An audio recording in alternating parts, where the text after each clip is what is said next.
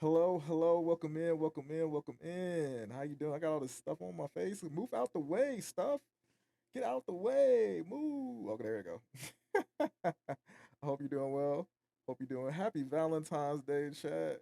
What's good? What's good? I made this hat by the way. I'm about to get some merch soon. I was like, I need to have something for Valentine's Day, something that's gonna be like, that's in the theme of anti-love. So I was like, let me get this hat from. I got this hat from Hobby Lobby. Got some felt. Cut out the felt. Hot glue. That's what it is. If you think it's cold, thank you, appreciate it. I'm trying to be out here. Thank you, sis. I appreciate you. Trying to be out here, fish. You know what I'm saying? So imagine in the future, because I'm manifesting like merch, and so if y'all like the hat, I'm gonna put my logo on it. So it is what it is. It is what it is. Y'all been here for 30 minutes. Let me go ahead and get started. Welcome to the Anti-Love Podcast, y'all. Woo! Wait, where's the claps? You have claps. Welcome to the Anti-Love Podcast. This podcast, like I said before, it has been on my heart for the longest time. It has been, you know, I've been thinking about love all this time, and I felt like it would be appropriate for us to, begin on Valentine's Day. Our minds are already kind of primed for love. Maybe you're looking for love. Maybe you're thinking about other things concerning love. Maybe you hate Valentine. I hate Valentine's Day. I personally love Valentine's Day because even though I typically don't end up or I don't have anybody on Valentine's Day, it's just it feels good to see other people like enjoy love. I was at the mall today. I'm seeing all these couples hold hands and just just walking and talking, and I could see the love in their eyes. I'm just like, I just love love. You know what I mean? I love the idea of being in love. I love people who are able to find love, and so that is the heart of this podcast because I feel as though when it comes to love, I know I'm giving myself a little bit more room here because like I feel like my hands are gone. Where are my hands? Where are my hands? Hold on. I don't want to be that big. Hold on. Actually, I'm gonna move myself like right over here. Okay, there we go. And I might flip myself. Hold on. Flip it in reverse. It. Where is it? Here. Copy. Flip horizontal. Okay. Looking this way. Yeah, I'm looking this way. Okay. Anyway, but yes. So I love love, and I'm not a hater at all. But yeah, let's go ahead and get started with the presentation. It's not gonna always be like this. This is just kind of like it's gonna be syllabus day. You know what I mean? This is not the first episode of the podcast. This is like the prelude to the podcast. So this is gonna be more explanation, what the pod is about, what is anti-love. You know what I mean? Let's get into it. Let's just get into it. What is anti-love? Like what? Are you against love? What? Are you a hater? I just explained I'm not a hater, so clearly I'm not. I'm not a hater. I love love. I just said that. Are you an incel? Like, wait a minute. Whoa, whoa. Like, you're calm down a little bit, bud. I'm not an incel. I'm not against love itself. You know what I'm saying? It was so funny. I'm gonna tell a quick story because my sister, when I had put my first post up, I said, "Hey, anti-lovers," da da da da. She's like, "What is anti-love? I'm not an anti-lover. I rebuke that," or whatever you said. And it had me cracking up because I was kind of teasing her. I was like, "Hey, if you want to know, come to the podcast." She's like, "No, I'm not coming to the podcast." And she's here and she's in the chat right now. But it's so funny. It was just like, yeah, I love the reason why I named it anti-love was twofold, and I'm gonna kind of go to the next slide, which is kind of like our thesis statement, which is we are not against love, we are not against lovers, but we are against the type of love that is untrue to the core of you. You know what I mean? Just give it a chance. And the reason why I love anti-love in a sense because it gives the connotation of like something negative, right? It gives the connotation of like, hey, we don't like love. And I feel like, while it's not about that, I think it can draw in certain people who are maybe like down on their luck about love or like, that they feel like if they come here, it's going to feed into their negativity. But it's like, no, actually, bamboozle and pull the rug out from under them. It's like, it's not, a podcast that's about, not loving love or not be in a place where you are kind of hating love. It's like, hey, like, how are we unpacking love? How are we how do we understand love and how can we shift our thinkings and critically think about what love should be versus what love is. And so we're going to talk about that a little bit more next up, going into like what explaining what anti-love is in deeper detail. So yeah, whether we acknowledge it or not, there are things that influence our understanding of love. What do we think those things are off the top of our head? As we're growing up, what are some of our influences? I'm gonna let y'all guess. and I'm just gonna tell you what I think they are.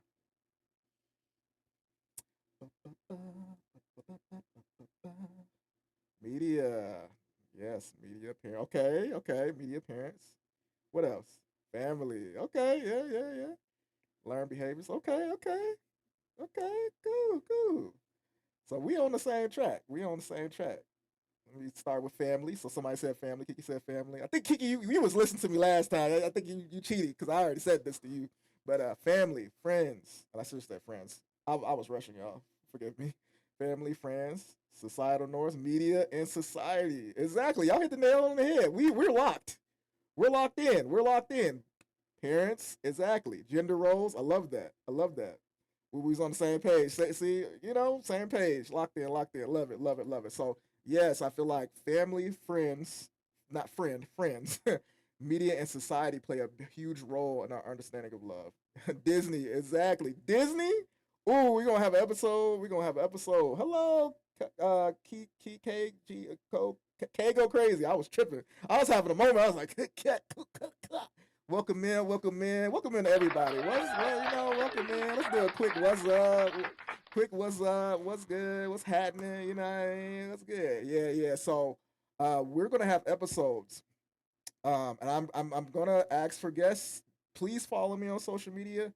Let me pull up my social media for Anti Love in particular. If you're not already following me, Anti Love. It's called Anti Love Podcast, and I need to actually post that I'm online.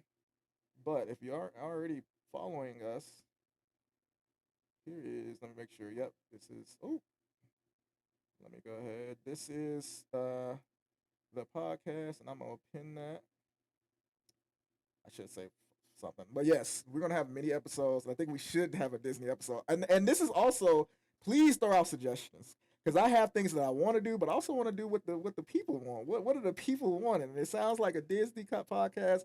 We want to do one on gender roles. I definitely have a plan on doing that. But if y'all think of anything while we're talking and discussing right now, I would love to get your ideas. I'm downloading. I got what I want, but I also want to do what the people want. So yes. So let's continue. So again, what is anti-love? Sometimes we enter love with wishful thinking and a lack of direction. And other times, because of our experience, we're stifled because of our understanding of love was harmful. And I think through our experiences and through either the things we don't know or the things we do know, we enter love or we enter these spaces with we're ill equipped to kind of handle different things. For example, if somebody grew up with a family, a broken home, something like that, and their understanding of love is maybe abuse or maybe just all these different things, when they approach something that is maybe outside of their perspective of love, maybe it's a positive thing, maybe it's something that's healthy, but they're not able to discern it or they're not able to accept it because they're so used to what their family did or what they experienced in their past relationships and things of that nature. And oftentimes, maybe you're more naive. Maybe you didn't have a lot of experience in relationships, and now you're here, or you're liking someone, and you just don't know how to handle it because, or you're just going with the flow because you don't really understand what love is, and that could be harmful as well. If you're with somebody who is more experienced and just selfish, you know what I mean, and you just don't know anything, then you can find yourself getting cooked in that sort of scenario too. So next up, so yes, again, these experienced Zodiac's astrology episodes featuring me. Hey, if you want to come through, I'm down. I am down for, like I said, sis, you can come through as a guest. I wish I could fly people out too. I'd be like, because I want to see you and my nephew too. So if you, yeah, let's have an episode. I'm down for that. I'm going to have all types of walks of life for different people. So please slide. So yeah. These influences help shape our understanding of love. However, it's important to discern what is true or not. Many people choose to spend the rest of their lives with someone based on what other people think. The perceptions of yes, yes, come through. Like I said, I'm like you've already invited me to yours, so please come through to mine. you know.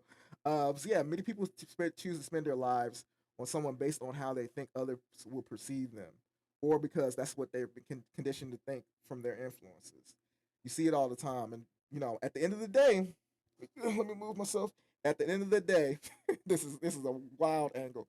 At the end of the day, it is your family, it is your friends, it isn't social. It's not society that's gonna wake up to that person. It's you.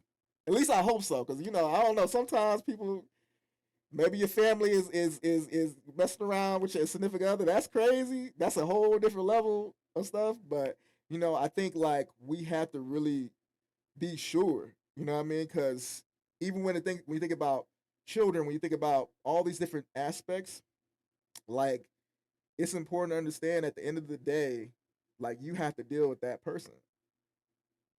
Like you have to. Like you have to you it's not going to be your family in the same house. I mean, unless you live under the same roof, I guess, or your friends or whatever. But realistically, it's going to be you and them. You know what I mean? I'm excited too, man. It's going to be good. It's going to be good. So it's important to choose wisely. Just choose wisely, y'all. So next up, I have the Google Sheets. I can't like queue up what I'm thinking. I have to like go off what it says. Oh yeah. So next up, I want to present a quote from this book I've been reading. I really love this quote because it really aligns with what I want the vision for the pod to be. And it says, and I'll explain it because it's like all this old English, but it's like, "Woe betide those who live by way of examples. Life is not with them. If you live according to an example, you thus live the life of that example. But who should live your own life, if not yourself? So live yourselves." So to that, I feel like that means, and what I want to align with my podcast is that we've always been told, lead by example, live by an example, all these different things. And is that good? In some cases, sure. But I think sometimes the examples we have can be harmful. Sometimes the example we have may be good, but it may not be what is true to us. You know what I'm saying? And so what Carl is saying here is like, you know, woe to those who live by examples, by way of examples. Like, you know, sure, you might be living to an example, but it's just like, no, that might not be what you want to do. A lot of us live certain lives, or a lot of us kind of beat to the drum of others. Maybe we don't want to be perceived a certain way. Maybe we grew up, at least for me, in a religious institution where we're told we have to do this, we have to do that, or maybe there's not a lot of direction even in what we're deciding to do. We're trying to figure out our best ways, to live, at live to the degree of like being someone that is following into somebody's footsteps, or not shaking up the status quo and all these different things, like conforming in a sense. And so with this, I really love this because it says, you know, who should you live? Who should live your own life if not yourself? And that speaks to me as far as like the examples we live by sometimes is living we're allowing our examples to live for us. We're allowing the things that you know we feel like we should do based on what we understand, based on our influences, to drive us to do certain things. Like some people get married based on their influences. Some people choose to work at a certain job. I mean, they choose to move to a certain neighborhood based on influences, based on like, okay, maybe my heart is in art. Maybe my heart is in doing something that's creative. You know what I mean? But because my parents or my friends or how it's being perceived, I'm gonna choose the safe route. I'm gonna choose something that's gonna be against my own grain because I want to live by an example, or I want to do a thing that's not gonna shake things up. But it's just like what Carl Jung is saying. It's like who should live your own life but yourself? So live yourself. So the thesis statement of anti love is going to be live yourself, you know, um, and love yourself as well. Oh, there it is. Live yourself, love yourself. I'm coming up with the bars like in between as I'm real time coming up with the bars. Live yourself, love yourself. I'm gonna write that down in memory. Okay, in the heart right here. But yes, so let's continue uh, in here. Okay. So these are the things that I believe lead to the breakdown of relationships. I feel like the main cause is a lack of introspection and critical thinking. A lot of times, it is the influence that we grew up with, the things, family, friends, media, and society. We talked about that. But I also think it comes from not learning from a relationship. You see it all the time with people. They get into these your homeboy, your homegirl. They always, or maybe you, I don't know. They always kind of get into these relationships and they're hitting these walls or they repeating these patterns. They're like, man, why I keep running into such and such, or Why I can never find that person. I'm always running into these people who ain't ish. You know what I mean? And I'm not blaming anybody, right? Because a lot of times, like I always say, the dating pool is full of shit and piss. That's like my line. But at the same time, I think like there are ways that we can in ourselves kind of like come to a point where we can be introspective and think and critically think about maybe what we're going through. And I'm gonna have some critical thinking questions after a certain point. I wish I could see, but beyond the slides where those are. But we're gonna have some questions that I'm gonna ask you, and I'm gonna answer them myself. So it's gonna be a fun little interactive part. But I think like the lack of introspection, like when you leave a relationship, or even when you're considering a relationship, do you pause? Do you take time to think about it, or is it just your desires running over you? Like, okay, I like this person, let me ask them out, let me do XYZ, let me just go ahead and make it happen. It's like, hold on, do you know this person? I had a question on my Instagram. Please follow me on Instagram, by the way. um I had a question on my Instagram that said, I think that people should love, or when you love someone, you shouldn't just love them for uh the idea of them, right? I think a lot of times when we have like, you know, love interest, or we're in a relationship, we have this sort of like rose colored glasses, like, oh, they're gonna be everything I want and they're gonna be perfect. Da, da, da, da, da. It's like, in that, do you critically think? Are you like, you know what I mean? I like this person, or this is somebody who I'm dating, or whatever the case may be. If they can do no wrong in your eyes, that's a red flag. You need to be introspective. You need to understand what you like. What you like about somebody is important, but what you don't like is even more important. You need to discover whether or not there's red flags. You need to discover, like, hey, do I like what they do, or am I just enamored by them right now? When all that those endorphins and that serotonin, I think it's called serotonin. If I'm wrong, let me know. But the puppy dog phase, or that all the butterflies, when the butterflies fade, and a lot of times people get married real quick and all that, and the butterflies fade in the marriage, and it's just like, dang, you hear it all the time. I don't know who you are anymore. Who did I marry? It's like, no, you were allowing your emotions to just run you, and here you go, kind of like in this space where you're here and you're realizing after the fact that you don't like this person. So that's my heart. I'm just like, the heart of anti love and what we believe is the cause of these relational schisms is because people don't think, they don't consider things prior to getting into a relationship, or prior to moving into an engagement or into marriage or whatever the case may be. So, that's the heart here. We want to critically think. We want to sit and pause, like, okay, I like this person. Let me pause real quick. What are the things, do I know them enough to kind of like have any like thoughts or considerations about like who they are as a person? Or am I under a genjutsu? I know that like there's anime fans in here, there's anime fans, and I'm going to use anime references. A genjutsu is basically a technique employed in Naruto to use basically a illusion to try to be deceptive towards another ninja, to kind of like either give information or attack them or anything like that. So when I speak of genjutsu, think of like a hypnotism or an illusion. So a lot of times we delude ourselves in thinking that this person is everything that we need, but we really don't know them. We haven't taken the time to actually walk through in a relation, or walk through and understand who they are and what we like, what we don't like, all that stuff. So I think it's important as we're processing, and what I want from anti love is like for people just to process those things. Next up, and I already said that. So the hope of anti love is to cultivate a platform that encourages that level of thought to challenge what you personally understand about love. So the things that you've learned, the influences, we talked about the influences, we talked about, you know, the dangers or the perils of like not understanding what you know about love and what you want in love.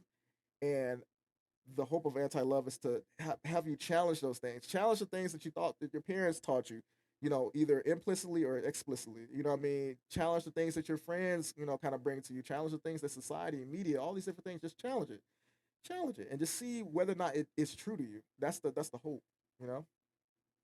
And finally, exactly, and finally, in challenging your belief of love, we hope that you will be grounded in what you believe about love, and it will guide you to what you truly want. I think if you take that time, yeah, it is the fun part, and it is true. And I think like if you take the time out to truly like sit with yourself, unpack these things, but you understand about love, and put it to the test and be like, okay, this is what I always thought about love. Is this true? Has this been my experience in relationships? Has this actually come to something? What have I learned from my past relationships? What do I want in my future relationships? If you're not like thinking about those things as you're going through your life, you're willing to accept anything, or you're willing to just push away anything that may even resemble something that you may want. You know what I mean? So we have to do that process. We have to unpack our souls in that regard, where we're just like, hey, like, is this what's true to me? Is this something that I want? So yes, let me read the chat. That's the fun part. When you're doing things your way or what works for you.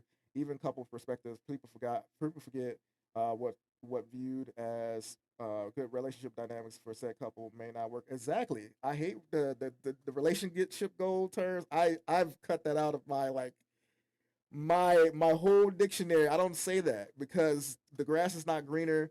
The relationship that you're coveting, you don't know what is going on in the relationship. They could be falling apart, and you're just like, I really want this relationship. They got it going on. It's perceived by media. See, we're talking about media.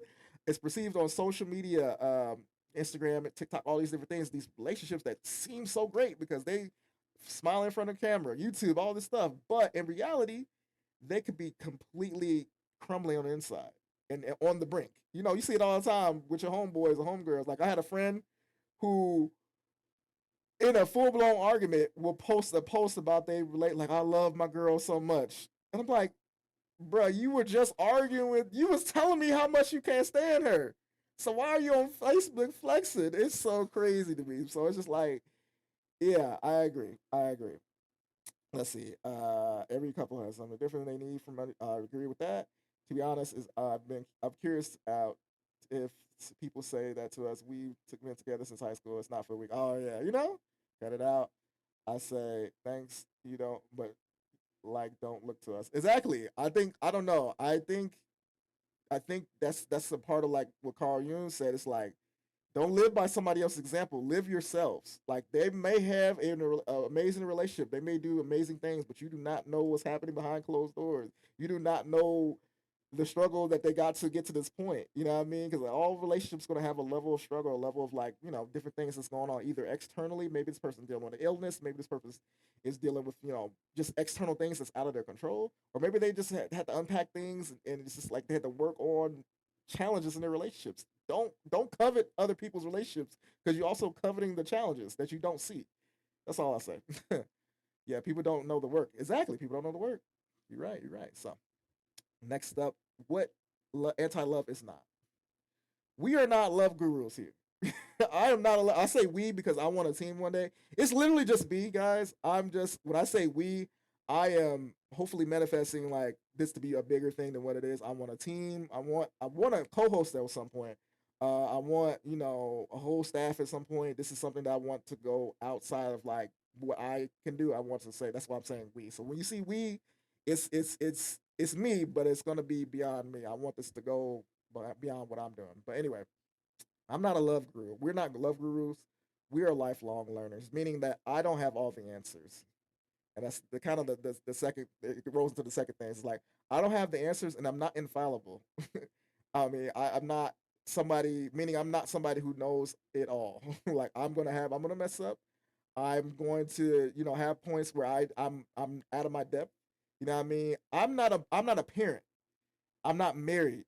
I don't have those type of perspectives. That's what I want to bring other people into this. You know what I mean? I want to bring people who have experience of my own. Like, sis, you got a kid. I don't know if you're still here, but sis, you got a kid. Like you have an perspective that I don't have, right? That's something that I cannot talk about because that's not something that I am living that I can give a true perspective about. You know what I mean? I can only give things off of my own perspective. I can count on one hand how many girlfriends I've had in my whole entire life. You know what I mean? So it's just like I know that there are levels of myself that I don't know. And I welcome that challenge. I welcome people, one, who have different perspectives than me, but also two, who have more experience than me that can tell me like, hey, like this is what you think, but I want to let you know in the marriage XYZ.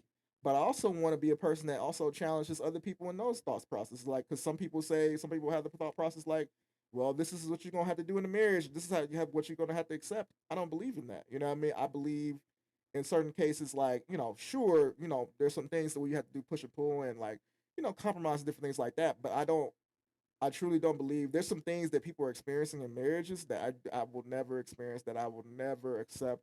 Um, and I won't go into in depth of detail because I'm going to have a whole podcast about that with marriage. Hopefully, I can get some married people to kind of join to get the perspective. But like, yeah, like there's some things that I won't accept. You know what I mean? And that's like, I want to be challenging in that way too, from even for perspectives that I don't have. So it's all about being critical. It's all about deconstructing what you understand about love, and kind of coming to a space where you land on what you want. I'm presenting these things from you. You can take it or leave it. That's the long and short of like what our time will be with this podcast. I'm read the chat. Valid. Um, People that mess with you over time, as I like this got you.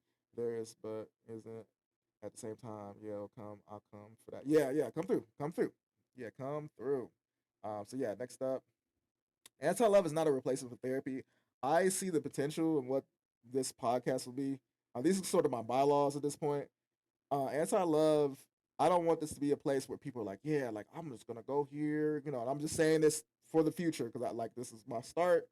I want this to be honed in from the start. I'm like, this is not. I'm not a therapist. I'm not a professional in any way. I want to invite therapists on. And I know some therapist friends. I have therapist friends. I go to therapy. I hope you all go to therapy. But this is not gonna be. I want it to be a space where people can kind of understand and learn all those different things. But I do not want this to be a replacement for therapy. If at any point, and I'm saying this just for the future, if any point like anyone's going through any like abuse or any like violence in within a relationship, please seek help. I think once I get to the point, I was gonna include it, but I didn't have enough time. I wanted to include like resources to find help, because I don't want to be, one, I don't want to be someone who's saying what you should do. That's kind of like where I think that's within my bylaws. But I also don't want you to use my resources to try to like work through something that's very toxic.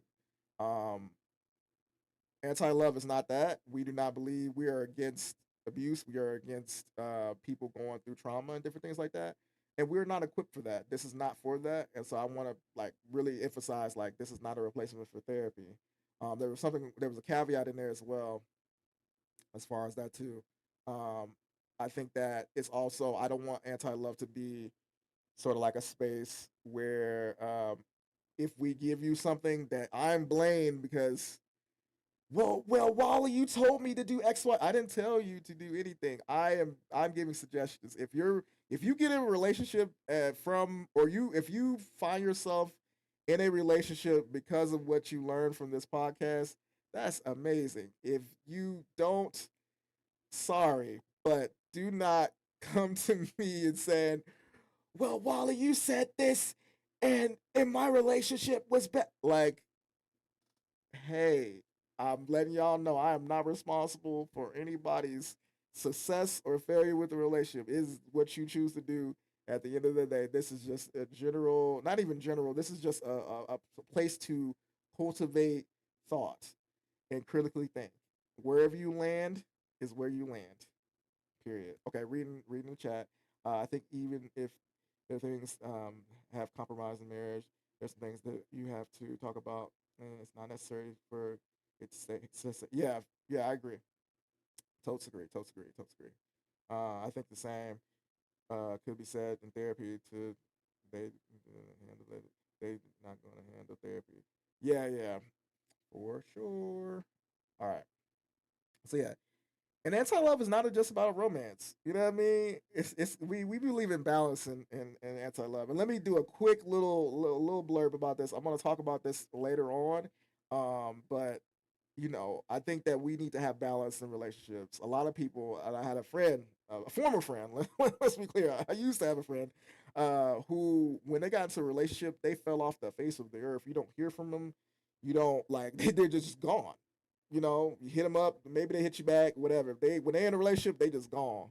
But when that relationship ends or when things get rocky, Guess who knocking on my door? Guess who ringing my phone? Guess whose FaceTime is like yeah, yeah, flashbacks, right? Right. You know what I mean? And I think that it's important to have balance. Like it's important to understand that there are more pockets of love. Even if you're not in a relationship now, or maybe you are. Um, it's important to understand that a romantic relationship is not the end all be all for you. You may go through this life and you may never find a person. You may die tomorrow. That might be morbid. But the reality is you may not ever find that person. What do you have left?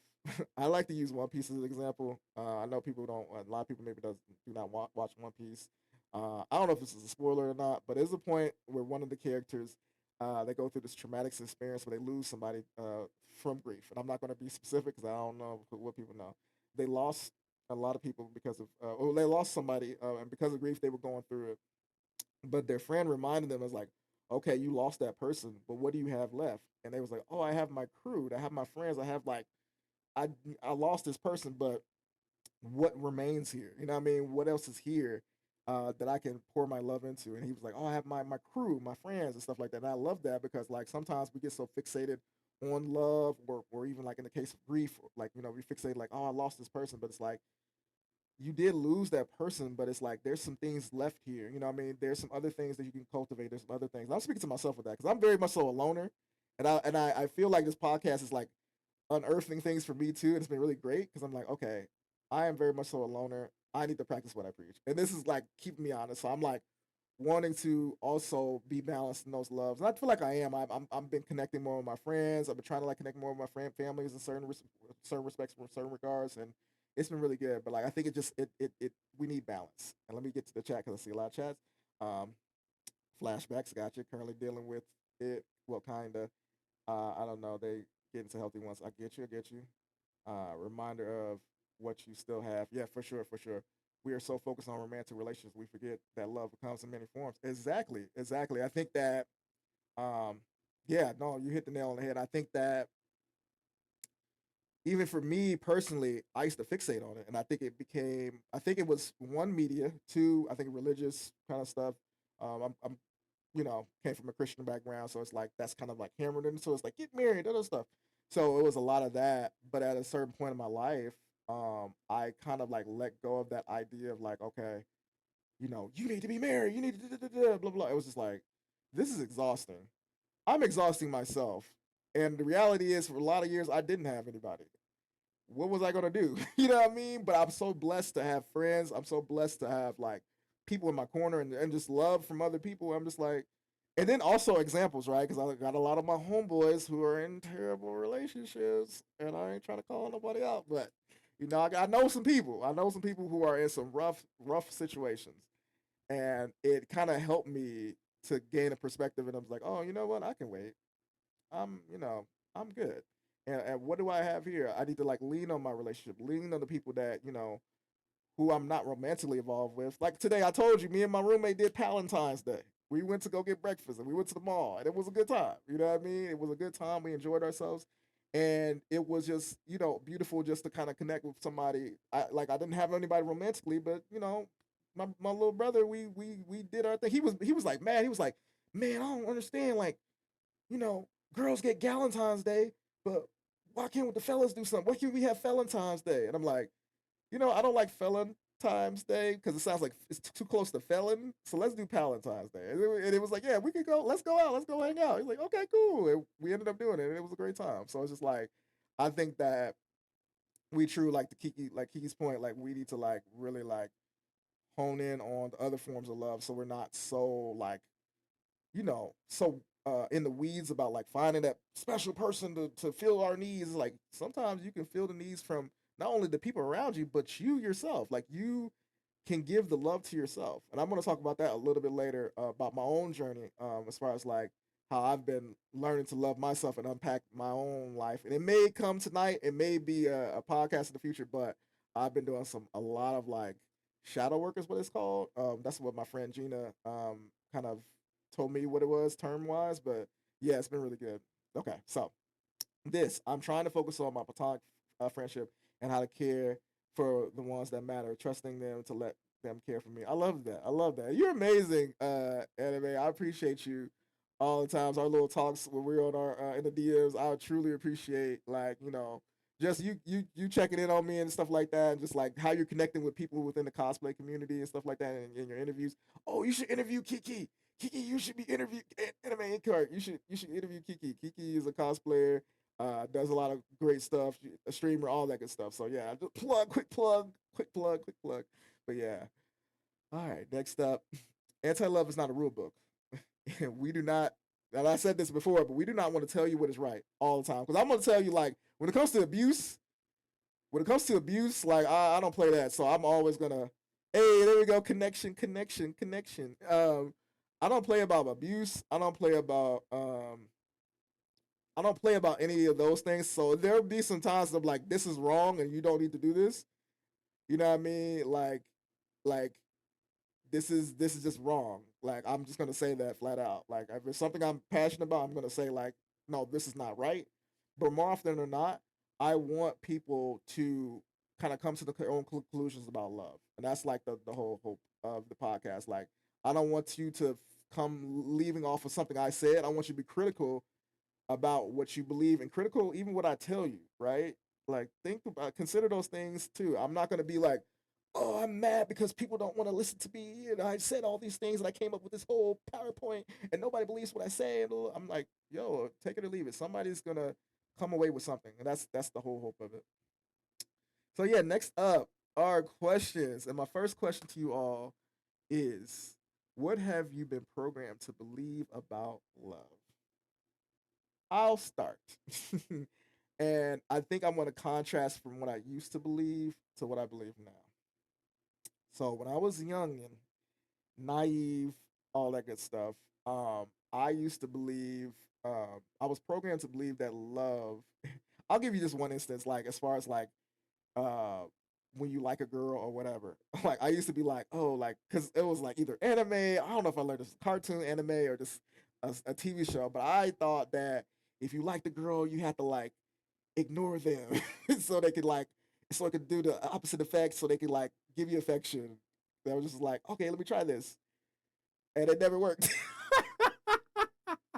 It never worked. It never worked. I don't do that at all now. No, like, not at all. But it just was like it was like one of those instances where I was like, oh yeah, like I have to ignore her and then she'll give me attention. It's like, nah. So that was one thing. Another thing that was like a canon event for me was when I was in high school.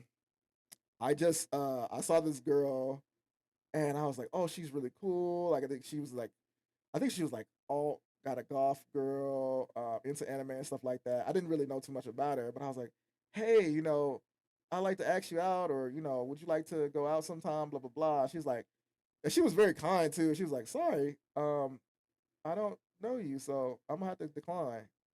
And I was like, some people get butthurt. They're like, oh man, like she rejected me. No, oh my heart. But for me, I was just like, oh, like I have to actually know somebody. And it was just like a pair. It was like in My Hero Academia when Deku was like, "Oh, I could use my legs." It was like I could use my legs moments. Like it was like, and I know, like I said, anime people don't understand, or people who don't watch anime or don't watch My Hero Academia don't understand that. But it was like a character who was using their arms the whole time to fight, and they were breaking their arms a lot. And then they had the epiphany, like, "Oh, I don't have to use my arms; I can use my legs to fight." And it was just like this whole thing, a meme about it. But it was just like, to me, it was like a dawned on me. It was like, oh, like I have to actually know a person to like be able to like understand and like them for real. Like I only knew the like on the peripheral of who they were. So it's just like, yeah, like I have to actually know a person to like actually get to know them, to actually like them, to get into the boyfriend girlfriend stage and love them. It just dawned on me. Like I said, high school. So it's like those are two major ways. There's more that I could talk about. I don't want to like say all my business, but yes. But how about y'all? Y'all want to like, I'll keep going with the questions, but if y'all want to answer, y'all can. I'm gonna give y'all like I don't know, like 10, 15 minutes, or not 15 minutes. Oh wow, 10, 15 seconds. So.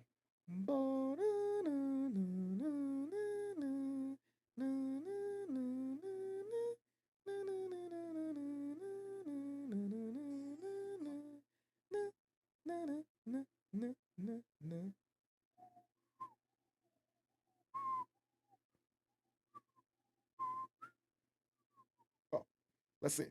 Some people responded. All right. Let's see. Ba-ba-ba. That a man has to show materially show his love in order for him to know he cares for you. Okay. That his only worth is money. Oh, okay, okay. Not from my parents, but what you hear in school from people. Okay. So where did you land with that? Is that still true? Did your husband drop, a dowry for you? Did he pay for the whole wedding? He dropped all that money on you, on your parents? Let's see. Uh, let's see. Not my parents. Okay. So I'm hearing providing. So how you can provide? Okay. Let's see. Nah, I had never held my belief because of my parents. Okay. So what belief did you land on from that? I'm curious. Now I gotta ask you guys questions.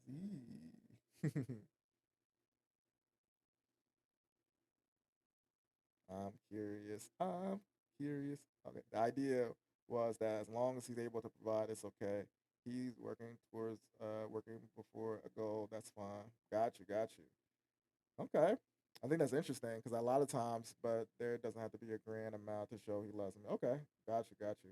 Because I think a lot of times, like some men, you may find that provider, right? You might find that person with millions of dollars or whatever, enough to support you and your home family and all that stuff. But it's just like you don't want that to be the only thing. You know what I mean? You don't want that person to just be your bank account, but it's like no love there. There's no support. There's no, a lot of people's like, hey, I can cry in the castle, and I'm like, okay, that's cool.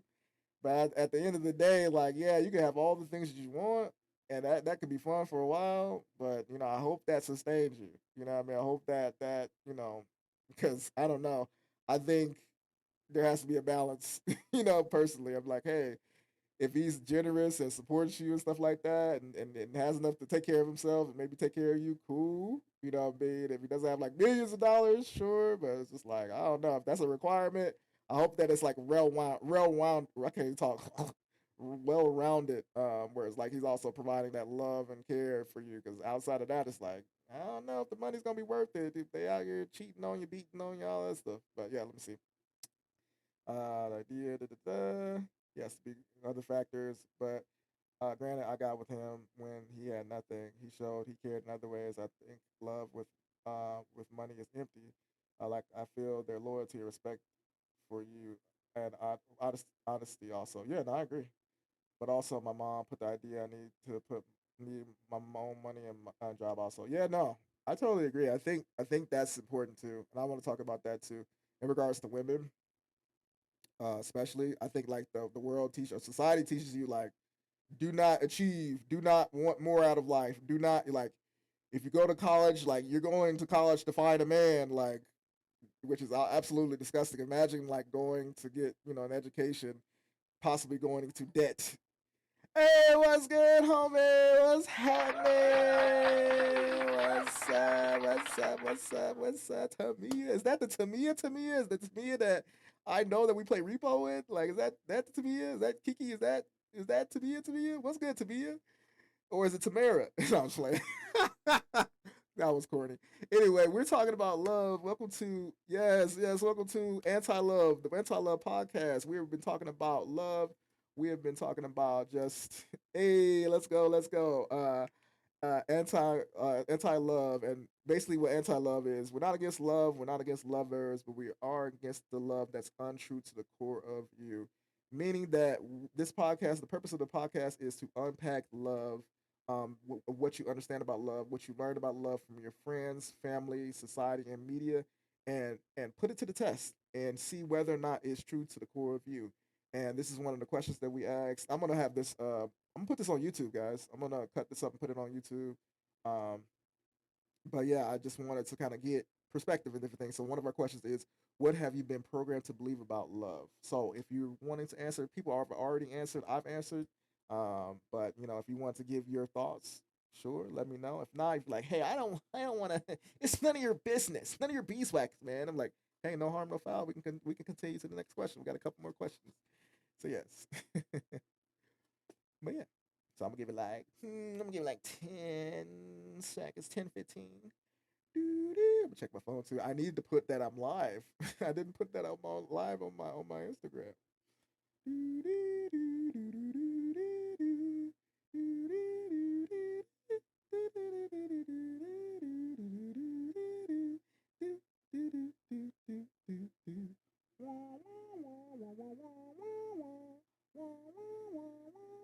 Nothing's coming for me.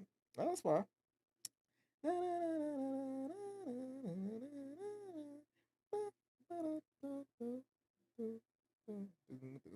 Okay, just the provider expected. Gotcha. No worries. All right. So next up, who told you to feel so insecure about yourself? And I cannot take credit for this question. My friend Gina, as we were talking about something that was outside of anti-love. Like I said, I've been unpacking like my what's the she? Oh, like she. Rest in peace to that man. I don't know his name, but rest in peace. Same. LOL. I feel like everyone has different viewpoints on relationships in general. No, I agree. Family, friends, media, etc. Okay, let's be specific. Let's dive in. Well, let me start. Who told you to feel insecure about myself?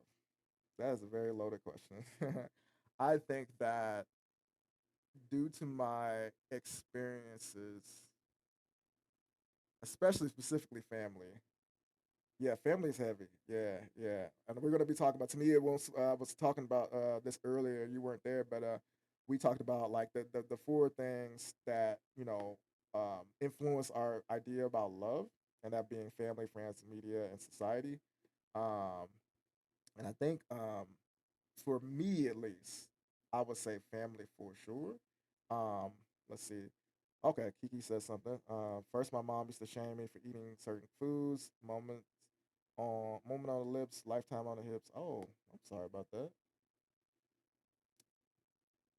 Got you, got you. Yeah, I think for me, um, it was just a combination of things family wise, because it was like, a black home especially, whoopings galore.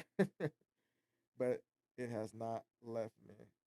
I got you. Well, I'm hoping that you unpack that part, of yourself, because I'm sorry that that happened. Um, and I think a lot of times our family, because my grandma used to do that. Rest in peace, grandma. My grandma used to be like that a lot, and I didn't really care about it too much. Because maybe I should have cared about it a lot more. Because she would say, "Look like you ain't missed the meal." Every time I see her from for the holidays, I'm like, "Damn, grandma, shit, you ain't gotta do me like that." But stuff like that, or the family in general will be like, "Oh, you look like look how you look," and I'll be like, "Okay." I can cook everybody else back, but I'm not gonna do it. I'm not gonna do it. I'm gonna chill because I have a lot of things I could say, but respectfully, I won't. You know what I mean? But yeah, no. But I think like the insecurity for me came from, you know, where I felt like my parents gave my younger sister a little bit more attention.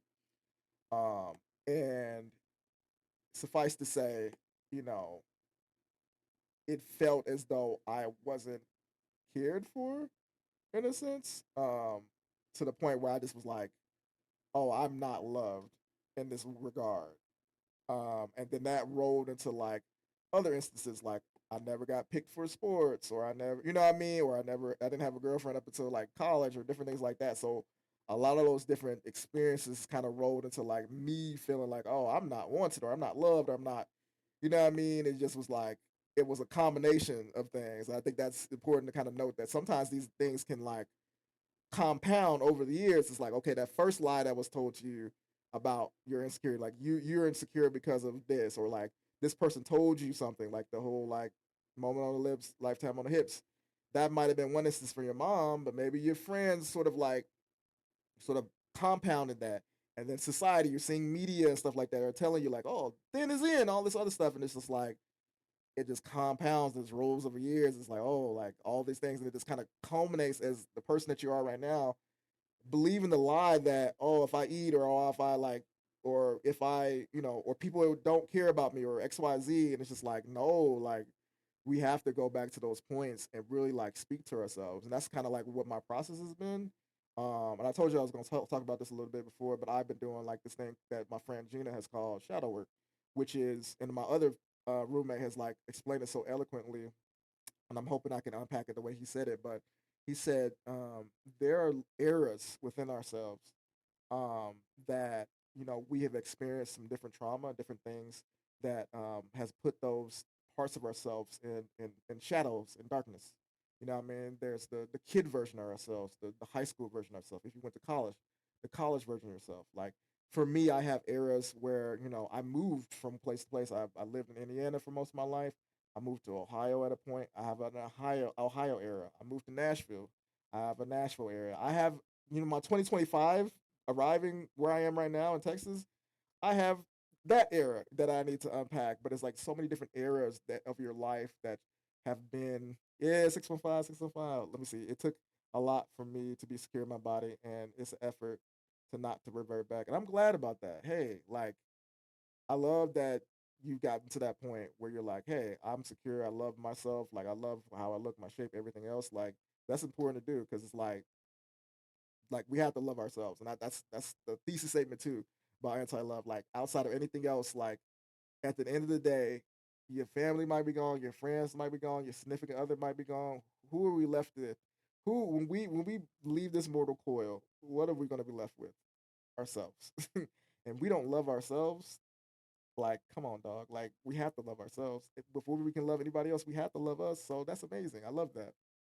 Um, but yeah, it's just like for me, going to, and I've been doing the shadow work, right? I've been going to like my inner child and saying like, hey, I love you. Like, I appreciate you for not giving up. Like, I appreciate your creativity. And I'm saying all the things that I wanted to hear as a child. I'm loving on myself. And it's like I'm seeing these different things in me emerge. Like my high school self, I'm just like, hey, like you went through a lot of trauma. You went through a lot of things that you should not have gone through. But look at us now. Like we're living, we're surviving, we are thriving. And as I'm unpacking those different parts of myself, I'm finding a different confidence in like who I am. I'm like, wow, like I had a rough week a couple weeks ago. I I literally told myself like I'm gonna ride my car till the wheels fall off, and that happened right before a meeting I needed to do for work. It was just a whole lot of stuff that came from that, but it was handled, and I was just like, if I was my 2025 self, I would have been in shambles. I wouldn't be able to cope. But look, I told myself, and it was funny how everything worked. My roommate had already went to the dealership to do some things. He was like, "Hey man, you want to come to the dealership with me? I know you're talking about getting a new car. Da da da da. I have money saved up. I have like enough to get the car that I want as far as like and get a good monthly payment if I wanted to drop on it. Like everything was in place. Everything was kind of like in alignment with what was going on. So even that thing happening, where I was like, I'm not gonna get in the car until my car breaks down. My axle broke, so I'm cooked. So I need to get a new car. So it's just like I just understand like understanding yourself more and like unpacking and loving those parts of yourself can help awaken different parts of you didn't know that you had.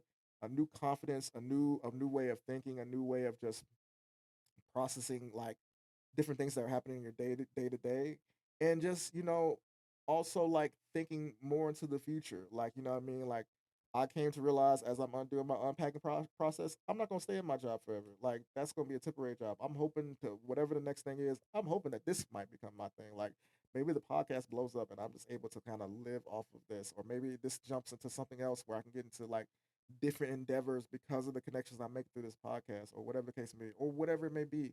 I'm hoping for more. You know what I mean? And prior to doing my work on myself, prior to like understanding me more, I've been able, I was able to kind of see beyond a certain point. Like 2025 me, that was a rough year for me.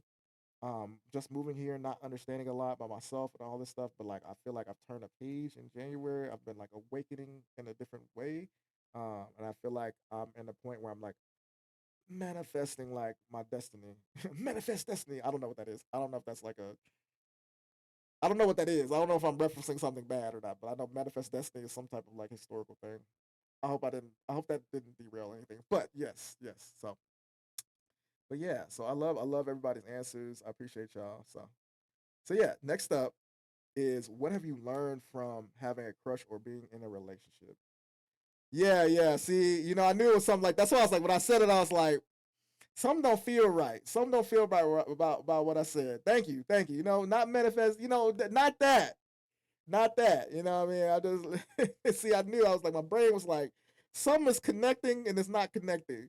Yeah, yeah, yeah, yeah, yeah, yeah. So thank you. It's, manifest long pause my destiny. There it is. There it is. So, next up is what have you learned from having a crush or being in a relationship? This is important. This is important to kind of like as you're processing and thinking about what your future can be or like what you're looking for in a person. It's always important to like have those moments where either like introspectively before you pursue a relationship or and like an exit interview, you know what I mean, for yourself where you're just like outside of a relationship, like what do you learn? So I'll start with like being in a relationship. So let's say unintentionally place them on a pedestal. Yeah, definitely that. So I'm gonna start on the tail end and I'm gonna revert to the crush part. So from being in a relationship, I learned so much, you know what I mean? And I think like it's almost like a hyper learning state because like every relationship I have and just the way that I think, the way I process, and the way I've like been analyzing and like critiquing myself and like how I was in a relationship, like I learned so many different things. So from my first relationship, it was like a trauma bond. So I was like, I have to learn not to like, I'm gonna probably like unpack that like at a different point, or maybe it might be if I get a Patreon or something, I might talk about my whole like relationship experience, redacted names, of course, but like talk about my whole relationship experience, whatever. But just to get a footnotes, like it was a trauma bond. I didn't actually. It was like a moment where I was helping that person because they were going through something, and then like people were saying like you should go on a date with them or you should be in a relationship with them. I didn't actually like the person. I was just like I cared about them, but I wasn't like oh I like this person. I was like oh maybe I should date them because I was listening to everybody else, and then that became a whole thing, and I was just like I should not have been in that relationship. And so taught me like, not to do things based on like what other people say or their perceptions. Because they also said, hey, you should break up with her. And I'm like, oh, okay. Well, I guess I should break up with her. I was just like a kid. I was in college freshman year. I didn't know what was going on. I was like, oh, okay. I was just like following the beat of everybody's drum. Kind of what Carl Jung say, following the examples of others. And I ended up like hurting myself from that. And then from there, my second relationship, um, I learned a lot about what I think about marriage and like pregnancy or like a woman like being pregnant. Like I'd never thought about that before. It was very much so like nebulous. It was more so like, oh, I'm gonna the white picket fence, like the American dream, like I'm gonna get married, have kids, da, da, da, da. But I never thought about the implications of like, a woman going through pregnancy and also like how black women are treated by the medical facility. Because far be it from me, hey, I need a black woman. You know what I mean? At the end of the day, like I ain't no shade to any other color, any other or lack thereof. But like if it's up to me, a black woman. So it's like specifically like understanding like the health risks for black women in the medical facility and just in general with pregnancy, and all those different things. Like I've come to grips with that, or like I've actually thought about that. It's not been like something that's been like, oh, I'm just gonna do this. Like I've been counting the costs of that. You know what I mean? And I'm not saying because I used to be in a place where I'm like I'm not gonna have kids at all, um, but I've definitely been in a place where I'm just like okay, like this is not just gonna be just some hunky dory thing where we're just gonna have this kid and everything's gonna be sunshine and rainbows. There might be some things that come from this that that you have to deal with. Like there's a lot of I don't know people who go through a lot of health conditions and concerns, the postpartum, all these different things. You know what I mean? But I think having a child is beautiful? Having all these different things are beautiful. Yes, which I know I have to like also weigh the options and count the costs of that. You know what I mean? And so that's something that I really I gained from that person. And in my last relationship, latest one, and I'm trying to be tactful with this because I'm not trying to like to say anything about this person. It was a wonderful relationship, um, which actually spoiled me because I feel like now At the very least, I'm at the point where like I have to be friends with somebody before I get into a relationship in a good way because I was friends with that person for a long time, and then we got into a relationship, and that kind of like cut through every like little like because I think a lot of times like what I would want in a relationship is like more of a slow burn, like I'm getting to know you like slowly but surely over time, and I'm like, oh, actually, I do like you, or actually, like, okay, I see you in like your fullness. A lot of times when you date somebody, they kind of put like this facade up, and they're like, hey, I'm this person, and I'm like, I'm just trying to, be the best person, and then we get married or when you get deep into the relationship, when it get past a certain point, the bad slips, and they just that's just them, and it's like, oh, okay, you're actually a monster. I didn't know because you're hiding yourself. But when you're in a friendship with somebody, we to actually get to know them like in a general way, a genuine way. It's like you're able to see that. You're able to identify what you like and you don't like, and it's just like, oh, like actually, I do like you, or oh, actually, you know, I don't think so. It's like, I'm not sure. But yeah, I think that from my last relationship, I learned that um, I needed to be like a friends to lover thing. I needed to be like I know them genuinely for who they are before I can like dive into that space. And I know that's not realistic for a lot of people to like. What do you mean? Like you're saying that you're gonna just blah blah blah? I'm like, for me, it just has to be that. It just I can't like sure my last relationship before that was that like she actually talked to me. She actually got my number and all that stuff. I ain't trying to say you know I ain't trying to say nothing, but she came to me. She stepped to me. I was like, oh okay, and that's not typically how I go about it. And I'm not saying that's bad or anything like that. Like typically, I'm like the person that's like, hey, I like you. Da, da, da, da. But I also learned from that relationship was three things that's important to me relationship wise is for a woman to one for it to be a mutual interest. I can't like I'm not going to be like one sided like trying to convince you of love. I refuse. Like if I had to convince you that I'm a worthy candidate, I'm okay. Like it comes to a certain point. Like I could say like, hey, I like you, and maybe you don't know, or maybe you don't know how you feel at that moment. But if you like, I don't know how I feel. I'm like, oh, okay, that's cool. I'm not interested. Two is she got to have friends, and she has to have good friends because I cannot be your only friend. I cannot be your only person. I cannot be your best friend, your friend. I can't like you have to have more than just me. Like we have to have like like other friends. Like you have to. And then finally, I want like healing. I want you to be healed. I want you to be in a space where you're not coming from a traumatic place. You know what I mean? Because I think as much as I can deal with that, and I've dealt with that, and I've been in the place where I've been like gently walking someone through and like loving on them to the point where it's been such an amazing, great relationship. And I'm equipped to do that. Like I have the capacity to love someone through and be patient and all that stuff. I don't want that. Like I can do that, and I feel like I'm equipped, like I said, to do that. But I'm like I just want something to be a little bit more easier. I want something to be a little bit more smooth. So that's like my three things that I learned from that. Let's see. Also learn not to do things for perceptions of other, like seeing your friends get married, having kids, making you want to rush to keep up. It's not necessary. Also, that no more one sided. Exactly, exactly. Yeah, no, I think when I was younger, like in my 20s, I was like, man, it's so crazy. I got my friends getting into relationships, getting married, da da da da. Da. And then I'm like thinking about, it, I'm like, and no shade to my friends, because not all of them are like this, but I have some friends that are not happy. They're going through the ringer with their relationships, and I'm like, all that rushing in your 20s, and you get here, you got all the things that people say that you should get, and you're not happy.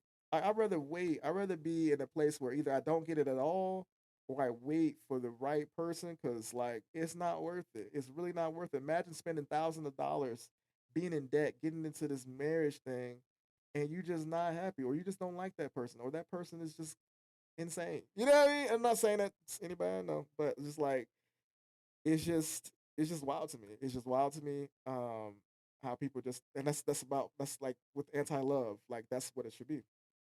Okay. So I talked about the relationship part. I want to talk about the crush part now. So I think like every time I've had a crush, there has been a moment in time where I've just like had like this thought about myself. Or like I've like one when I have a crush, I like have this like energy that happens. I'm just like eerily energetic. I'm like, oh, I feel really great. Da, da, da, da. I'm like cleaning my room. I'm like very productive and all this stuff. And it's just like I have those moments where it's like it feels really good, but then it's also those moments of like, oh, this person would never like me, or like, oh, like why would they think that way about me? Like I just need to chill, or like I'll just be crushing it and different things and that. Like I'll be crushing the crush. I'll be like, no, I can't. I'll be just trying to throw it away. Like I'm just like, no, I don't like anybody. I can't like anybody right now. No, this is not the right time. Blah blah blah. But for me, like understanding, from crush, I think I realized, and I read the room that they'll never reciprocate and move on. That's good. That's good. Um, I think that for me, you deserve someone who actually could want to. Yeah, no, I agree. I agree. Would want to. Yeah, no, I agree. I totally agree. I think, yeah, I think for me, I learned that when I have these different doubts, I need to analyze those doubts. You know what I mean? Because like anytime I'm like crushing on somebody, I'm like, oh yeah, like this could be fun, or I'll be thinking about like all these different things, and then it like also slow down. Because like a lot of times, like I'm like, oh, this person, this is amazing, da da da da, and I told you about like analyzing like what you feel about somebody, and like having like the likes and dislikes before you jump into anything. Just like have all the knowledge, have all the evidence, like you know. You don't have anything other than like, oh, I enjoy this person's company, or maybe you just from afar, you don't even know this person. Like I said in high school, I didn't know that person. I just was like, I think you're cool from just the things that I see on the outside. I don't know who you are as a person, but I'm like, hey, I like you. Da, da, da, da. It's like, do you like this person? Like, do you know who they are? Have you spent time with them? Have you seen them in their good and their bads, their sunshine and their rains? Like, have you seen them in those different phases? Do you know how they handle conflict? Do you know how they express themselves when they're angry, or when they're going through a distressful moment? If you can't answer those questions, I don't feel like it's appropriate to make any moves. To me, like I think you could also like, to me at least, and I'm like you can also like get to know them, or like you can also like open the door to that if you want to without knowing those things. I'm not saying you need all those things, but I think like as far as like getting to an actual relationship with them, or like actually like moving into that space, like I just think there's some things you should know, because sometimes when you get into a relationship with somebody, that's when things kind of get heavy. And what I would hate, what I would hate, and it's only happened to me once. It's only happened to me once. I never do this. That's why I'm like, I don't want to do it again. I really didn't know this person. I was like getting to know them like intentionally, da, da, da, da. And then I was like, hey, telling them I had interest, and they literally told me like, yeah, like sometimes when people say they have interest in me, they kind of fall out because of X, Y, Z. And I fell out because of X, Y, Z, and I felt so bad because I was like, oh, I really like this person, da, da, da, da. And then I just realized I didn't like that person because they was kind of a little bit on. And then later on, I found out they was actually really nuts, and I was like, maybe that was my intuition telling me no. You know what I mean? But it's just like when I like in those moments, like I just have to have that certainty, and sometimes that certainty comes with time, and and that's okay. And if that person goes to someone else, or maybe like and it's like also being open, like even if you do have a crush with somebody, like go date, go do different things. I've been going to like speed dating, or I've been like just being involved in different things, as I'm like processing my own heart. You know what I mean? And I think like even recently having a crush on somebody, like I've been like really just open to loving myself more, to the point where it's like I don't even feel like I'm like crushing anymore. I'm just like, oh, like I'm actually loving. I'm falling in love with myself more, and I'm grateful for those times where I do have crushes, because they do open the opportunity. Because even being in a relationship, or like post relationship, it brings you to the opportunity to see yourself. Like when you're in a relationship with somebody, and somebody who's married. I know anime, like you probably know what I'm talking about, but like in your marriage, like a person get like it's like putting a mirror to yourself, and you're able to see yourself in different ways that you didn't see yourself before. And I think that's possible to do that in a crush, and in like in a relationship and post relationship. It's like you're able to see parts of yourself that you didn't see. And I feel like for me at least, like when I have a crush, I'm like, okay, how am I feeling about? Yeah, yeah, exactly. It's like how am I feeling about myself because of this feeling I have about this person? Like what are the things that are coming up in me because I like this person? Some of these things, because when we're in our normal, regular, everyday, day to day life, like we're not really considering these different things. But a relationship will shake things up. A crush will shake things up. something's like awakening you that you didn't think you had. So it's just like, what am I understanding about myself through that? And I'm grateful for the crush that I had with this person because like I've like unlocked so much of myself through having that. But it just takes that introspection. It takes those moments of like, what made you feel like you were insecure? Going back to the other question, let's go back. Who made you? Who told you to feel insecure about yourself as you're processing how you feel about this person, or as you're in this relationship? What are the things that made you feel secure? Like who told you about that? I'm able to identify that because I didn't think about it before, but because I had this crush, like now I'm like thinking about those things. You know what I mean? So it's like it's really cool to kind of get to those points. So let me read the chat. Let me read the chat. Let's see. Like some parts of you may want for yourself, but then what you don't want, you see in them. Yeah, yeah. Sometimes it can be used to help each other. Sometimes the other person helps that part of you with part of you struggle, but sometimes it causes you to be like, "Ooh, I need to talk about this." Like actually don't like it. Yeah, you know. Yeah, it's important. It just it unearths things, and it's a beautiful thing, right? Whether it's a crush or maybe it's like a post relationship. I think that there's something you can always learn. I said it on my Instagram. Let's see. I said it on my Instagram. What did I say? What did I say? Okay, SZA got this motorcycle flame picture. That's pretty dope. I said concerning this. What did I say? What did I say? Make sure you love them. Media command is I forgot what I said. I don't remember. I don't remember. I don't remember. I'm sorry, guys. I lost my train of thought that quick. But yes, no. I think you know, at the end of the day, I think like take those opportunities, take a pause. Like pre-relationship, post-relationship, you should always take an assessment of yourself. What do you think about love? Why are you thinking this way? Consider your steps before getting into a relationship. Get to know that person. You know what I mean? Get to know that person in their good and their bads, the shadow and the light. Determine whether or not that's something that you want. Find the not. That's why I was thinking like find the things that you don't like. Find out like what the red flags. You could be like, oh, this people person is amazing, but there's something that they do that I'm just like I cannot deal with that.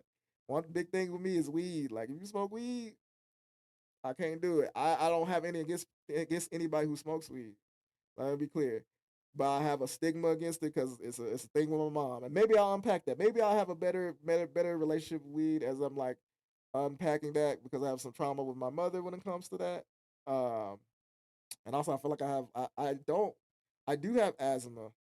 Like I had asthma when I was in Nashville because it was in the valley. I don't want to be around smoke because of that. I don't have like a natural like asthmatic response to everything, but I don't want to test the waters with smoke because I grew up with my mom smoking and stuff like that, and I felt like it was doing something to me. But yeah, it's just is like that's something I'm just like that's just not something that I'm. And then it's stank. I don't know, like maybe if you did edibles, maybe I could like. But if you smoke, I'm like, but yes, what was I gonna say? That's true. What you can put up with, I see. Okay, I got it. Yeah, yeah. It's just that's just me. That's just like that's what I gotta. That's what I did with. That's my whole thing. You know what I mean? That might change in the future if as I'm like go into therapy and unpacking stuff. It might change, but at this point, I'm like, yeah, I'm good. But yeah, it's just like stuff like that. Understanding that, yeah, that's fair. Yeah, asthma is a different ball. Yeah, yeah. I don't want to test the waters with it. You know what I mean? And just like y'all got it. Like do your best life, whatever you want to do. It's just not for me. So that's like a non-negotiable. But anyway, yeah. So I just think that's important. So yes, and that's it, y'all. Thank you for joining the Anti Love Podcast. We are here in these streets. I hope it wasn't too long. How many hours? It was like 2 hours. I thank y'all for coming through. It's an hour and a half because I was late. I was like, I was tripping. I was tripping. I was like all over the place. But we are looking for guests. We are looking for guests. So please follow me on Instagram. I'm looking for guests. I'm gonna do like a official like guest call out to kind of like get people interest. But y'all, it's been such a wonderful time.